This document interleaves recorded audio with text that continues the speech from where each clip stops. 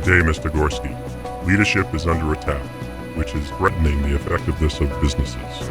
Our intel has identified two agent infiltrators. They fall under the code names of status quo and complacency. Your mission, if you choose to accept it, is to eradicate these infiltrators as quickly and efficiently as possible. Time is of the essence. You must not fail. Good luck, Ted. This message will self-destruct in 5 seconds.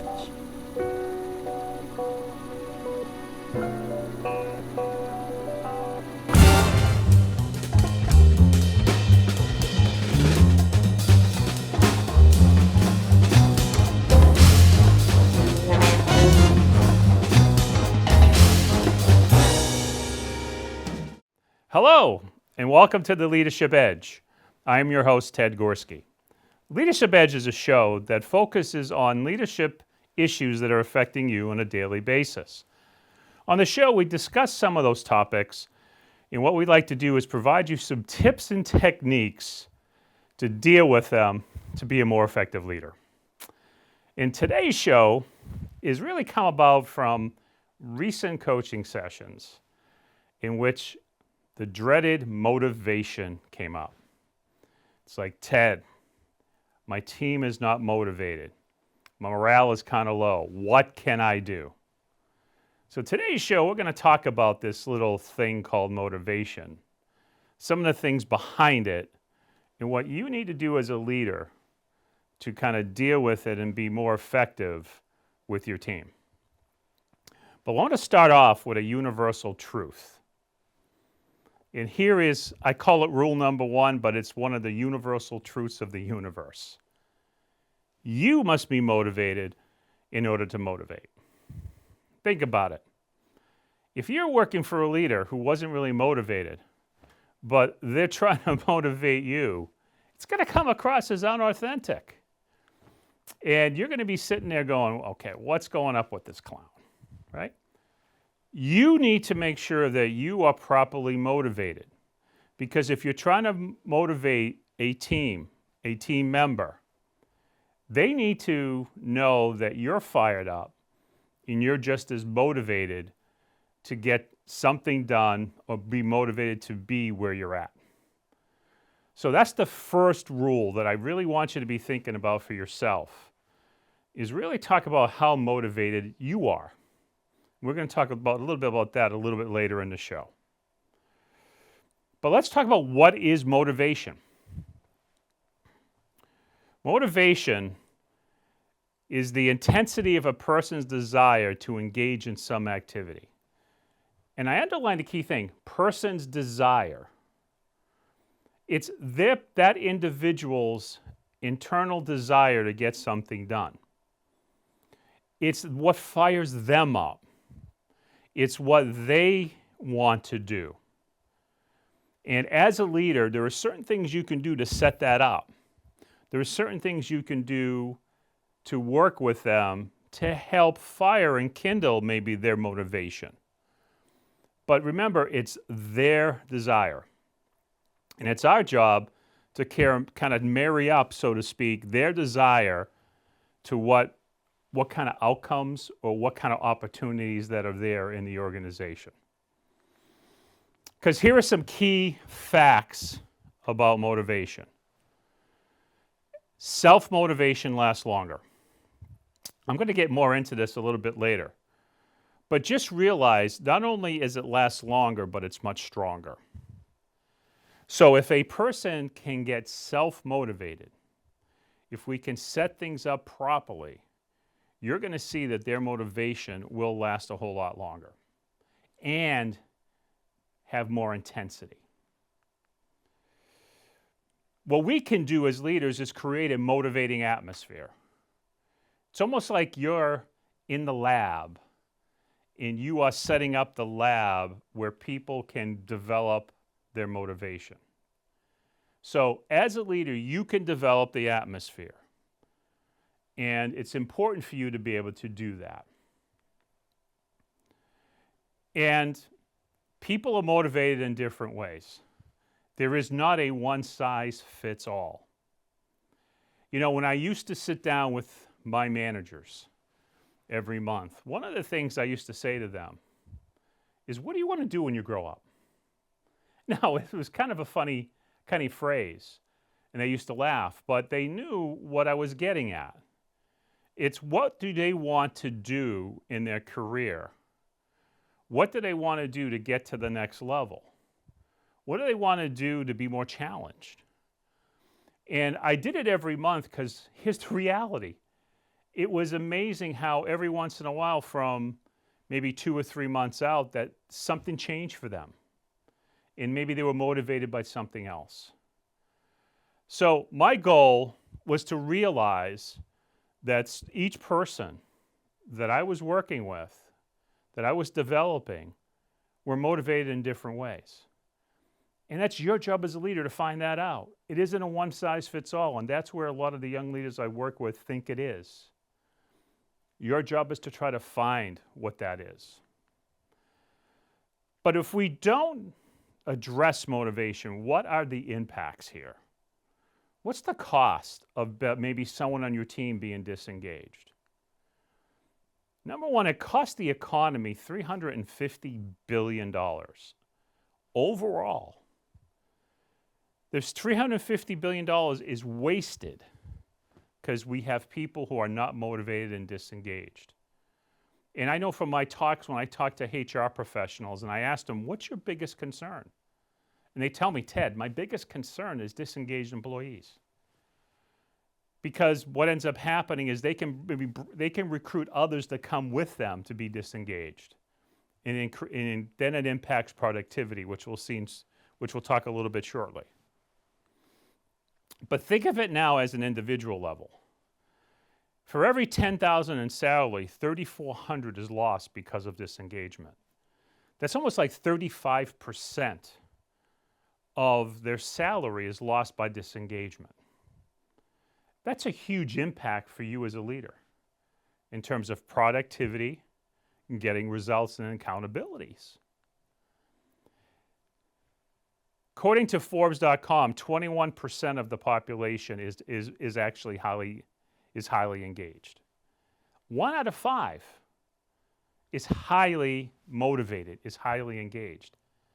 That should concern you as a leader. Think about if you have 10 people, statistically speaking, 8 of those 10 are probably going to be a little bit disengaged or a lot disengaged. This is why you have that ability to create that atmosphere to make sure that doesn't happen. And when there is disengagement, there is a 37% increase in higher absenteeism. It's when people don't show up to work because they don't feel engaged to do so. They don't feel motivated to do so. They don't think they need to, which impacts the team. So you can see the cost of disengagement if we don't have a motivated workforce working for us. But if we really work on creating a motivated workforce, what are some of the benefits? What do we see out of it? Well, you'll get more proactive thinkers. You'll see that when solutions are there or problems are happening, people are more engaged, are going to be more proactive in addressing the issue. They're not going to be reactive and kind of deal with it later. They're going to deal with it now and maybe solve it better. They're going to want to grow. When people are engaged, are motivated, they want to get personal growth because they want skin in the game. Productivity will go up. Their reliability, they're going to show up every day. They're going to be there. They're going to be there for you. They're going to be there for the team. Creativity goes up because they want to create new ways of doing things. They're going to want to kind of maybe go outside the box. And their self-confidence will improve. And when that kind of confidence kind of happens, this is when the magic really begins to shine. But what happens if we don't? What are some of the costs if we don't really work on developing a motivated workforce? Well, there's a lot of indecisiveness. People are not going to want to do anything. They're going to sit there and maybe be more reactive. There's going to be more turnover, more absenteeism, show up late for work because they don't feel like it's important. Poor service. They're not going to go the extra mile for your customers. And think about that. If you have a lot of poor service, customers, and it affects your customers, you may not have customers. So you can see poor service gets impacted in a very, very bad way. There are a lot more accidents, a lot more complaints, what people are doing or maybe not doing. And lastly, there's decrease in effectiveness. We as leaders have impacts to this. We as leaders have impacts to these categories. And our goal here is to really, really try to develop the benefits here. Now, there are two types of motivations you need to be thinking about. The first one's extrinsic. And what an extrinsic is it's outside of a person. Things like cash, giving someone more money, giving them some type of reward, maybe a gift certificate or a day off or something of that nature. Giving them some type of incentive or giving them some kind of maybe some public recognition or recognition in the organization. It's outside of them. Let me speak on cash for a moment. You know, when I was in my working in corporate, one of the things I always used to say is that cash is a temporary aphrodisiac. If someone comes to you and says, you know, they'll be more motivated because, you know, they would like more money, the reality is it's temporary. Because once you give them, let's say you decide to give them more money, it comes after a while that wanes after a bit. That money you gave them in terms of a raise or a bonus is not enough. And when that kind of goes away, as a result, now that disengagement or unmotivated behaviors will come back. And it used to floor me when people would make that decision to leave an organization and a leader or a manager would, let's say, match the offer. The problem with that is eventually what I usually saw within the next 3 or 6 months, the person left. Because the reality is this, that extra money just solved the problem temporarily. Didn't really solve the real issue. So think about the cash incentive if you are thinking about doing it as a way to build motivation. I'm going to tell you that you won't get what you think you're going to get. The best type of motivation is intrinsic. When we talk about intrinsic, what it is, it comes from within a person. It's that personal drive. And it's all about it building some type of strong emotional interest into something. So what's happening is the personal fire is coming from within that person. And that personal fire is much stronger. Let me give you a couple of examples. Michael Jordan. To me, as growing up, is probably one of the, I would say, the best basketball player I've ever seen play the game. Now, what's been interesting lately is I've been reading stories about Michael Jordan. Michael Jordan used to always look for something to motivate him, that would drive him. See, Michael wasn't really driven by money. Michael was driven to be the best. There's a story about him where they were playing, I believe it was the Dream Team, and they went out in the morning because their game was at night, and they went to play 18 holes. It was him, I think it was Coach Daly at the time, Charles Barkley, and maybe one or two others. They played 18, they were finished, and the Coach Daly said, okay, we need to get back to prepare for tonight's game. Michael said, no, I want to play another 18. So Coach Daly said, fine, I'll see you back at the hotel. So Michael went to play another 18. So he played 36 holes. Now, they came to the hotel and they were talking about the game and who was going to cover who. Michael Jordan ended up picking or wanted to cover one of their best shooting, one of their guards. And Coach Daly says, no, we don't need you to do that. And Michael said, I want to cover him. He's been saying some trash about me in the paper, and I want to cover him. And he ended up stifling this person, and as Charles Barkley said, he was covering him like Game 7 of the championship series. That was internal drive. He always was looking to be the best. That didn't come from anything external, it came internal. We all know this guy, Tom Brady. As we all know, he was a 7th-round pick. Tom used that drive every day to be best. He drove that. He wanted to prove, without a shadow of a doubt, by waiting for the 7th round, what people missed out on. And he used it. And he would look at anything.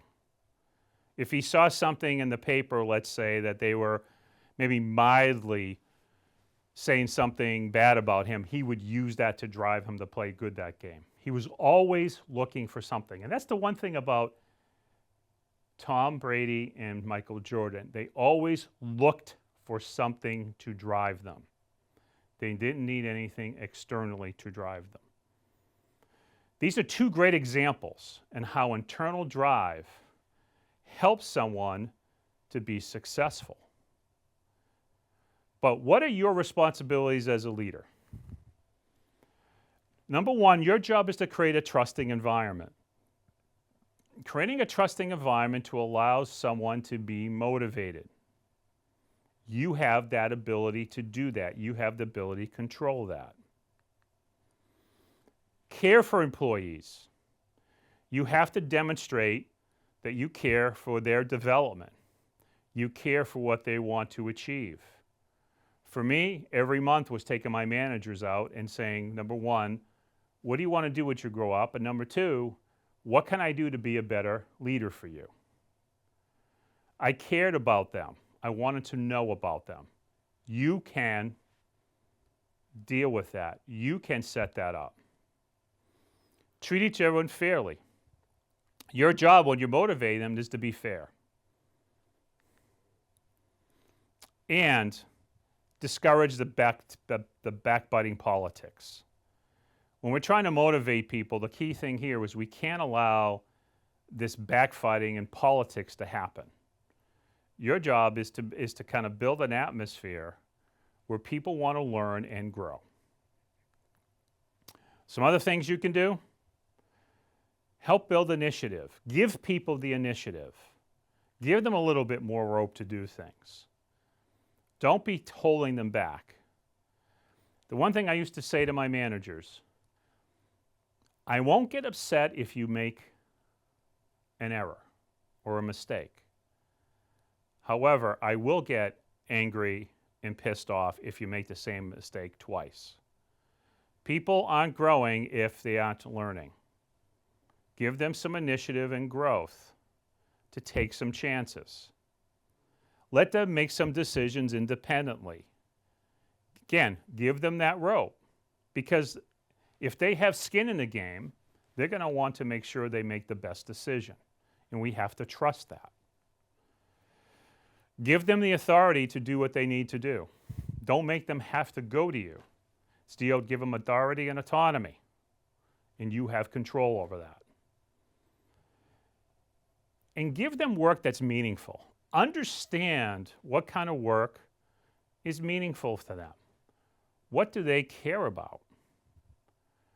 And this is where it gets back to my old line is, what do you want to do when you grow up? I wanted to know what was meaningful to them. I had a conversation, one of my conversations was with Ann. And one of the conversations I had with her is I said to her, what do you want to do? And Ann at the time was working on the management information system in our company. And she said, Ted, I'm tired of dealing with the proprietary software. My skills won't be marketable out there in the industry. I really like to get cutting edge technology. I said, okay, let me think about that. Let me see what pops up. We're a growing company. We never know. Fast forward about a month later, I was in a meeting. And the company at the time was deciding to build an interface to Oracle. And I pretty much said, whoa, if that's the case, what's going to happen is when there's issues, our customers are going to call us first because of the interface and not Oracle. I needed an Oracle database administrator. Well, I fought to get one, to get the training budget for it. And guess what? I presented it to Ann. And Ann took it, loved the opportunity, and knocked it out of the park. She was probably one of the best DBAs that I know that I've encountered with. So again, it was understanding what she was motivated by in order to really help get her and keep her engaged and give her meaningful work. Because what we're talking about here is leverage. Leverage is all about understanding what someone wants and be able to kind of help move that along. Part of leverage is really meeting them where they are. So in Ann's case, the leverage was getting a technology opportunity that would help her grow. And the only way that I could kind of match that up is being able to understand what she wanted. So part of it is you as a leader needs to understand what's going to create that leverage in each person. What's going to create that leverage in their motivation to get them motivated. It's your job to find out. It's not going to drop on your lap. The key part here too, for you as a leader is to build openness in the office. So again, using inclusive language, and I also like to say positive language. One of my first jobs out of college was working in a customer support environment. And I remember this manager's name. The manager of the department was Steve Kosky. I still remember it. He's actually in the foreword of the book, in my book, Trailblazing Leadership. And basically, in one of my performance evaluations, I wrote for like the third time, I wanted to get into management. I wanted to get in some type of leadership position. And he looked me dead in the eye and he told me I was not leadership material. Talk about a kick in the gut. And what was really interesting is many people who I interacted with there in the organization said to me many times, Ted, I can't believe you're not a manager here. Part of your job is to keep positive, powerful language, not to kick someone down. And what's kind of funny as a side note, for someone who's not management material, I've been coaching executives and young leaders for the last 24 years. Not bad for someone who doesn't have management material. And thanks again, Steve. You're still in the foreword of my book. Part of your job, too, is to listen. Listen instead of telling. Your job is to really listen to what people want, what's going to engage them, what's going to get them motivated. Respect differences of opinion in the workplace. Part of your job in building this trustful environment, like we mentioned earlier in today's show, is understanding the differences are there and respecting them. Part of building a trustful environment is being open and flexible. So with all of this, one of the things we've always talked about, or you've probably heard about, is Maslow's hierarchy of needs. And basically what this tells us is that each person is at a certain level. In order for them to get to the next level, the previous level must be resolved. Of course, self-actualization is the ultimate goal, which is the last step. But each of these levels have to be attained. And it's our job to try to figure out, where do people in your organization, where do your team members fall? Are they still in the safety kind of area where they want to feel safe and secure? I mean, the self-actualization is the biggest and probably the toughest part, the last stage to hit.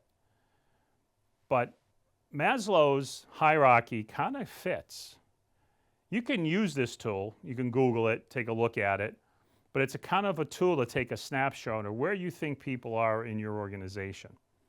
and help you kind of figure out what they kind of need to get to that next level of their needs. The final piece I want to talk about is about styles. Now, you can Google other parts, other shows that we've done which talk about these particular styles. But this is where someone's communication style comes into play. This can give you a clue of what someone needs and what someone needs to get motivated. For example, in the top left, a dominant style, or the D style, is all about challenge.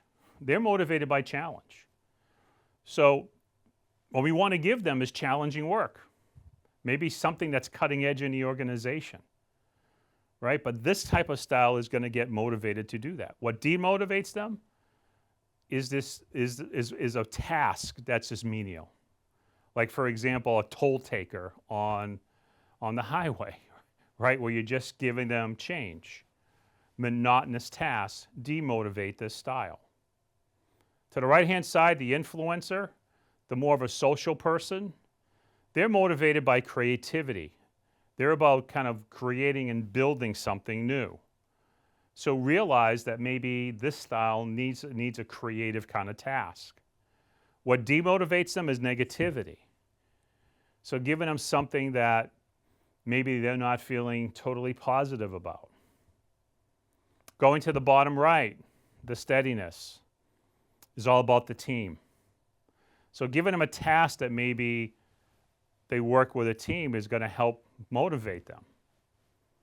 Something that will demotivate them is something that has to be done super quick because they're not that type to kind of get things done that way. In the bottom left, the compliance style is all about process. They like technical things. So give them a technical project that they can really analyze and dive into. And what will demotivate this style is kind of doing maybe some creative stuff, because that style is not about creativity. So if you know a person's style, you also may know what motivates and demotivates them, and it's another clue that you can use to help you in this motivation game. So in kind of wrapping up today's show, when we're talking about motivation and motivating others, all great leaders have it. Do you? Are you motivated so that you can motivate other people? So your mission, if you choose to accept it, is the following. Take time to find out what motivates you. What is something that motivates you, that you come into work outside of money to do what you're doing? What is it you're trying to aspire to? And really take a hard look at that. And find out what motivates others. Look at your team. Look at the various people on the team and try to have those conversations to say, okay, what are they motivated for? I think if you kind of look at this, you might be surprised at what you can do to really help your team, especially you, stay and be motivated. So in closing, if there's anything we can do to help you with your leadership needs, just reach out to us at www.getYourEdge.com. We'd love to have a conversation with you to see what we can do to help you.